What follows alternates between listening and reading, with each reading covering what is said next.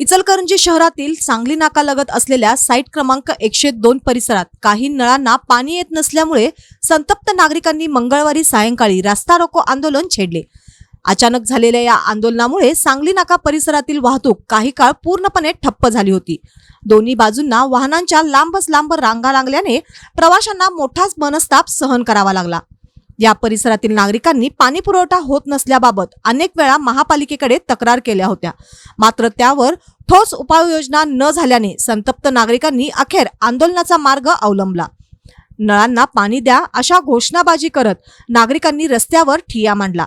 घटनेची माहिती मिळता नगरसेवक मदन कारंडे घटनास्थळी दाखल झाले।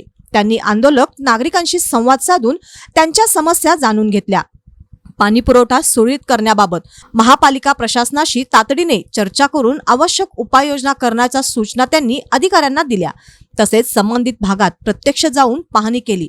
तात्पुरत्या उपाययोजनांचा भाग म्हणून मदन कारंडे यांनी स्वतः टँकरच्या माध्यमातून साईट क्रमांक 102 परिसरात पाणी पुरवठा सुरू केला। त्यामुळे नागरिकांचा संताप काही प्रमाणात शांत झाला।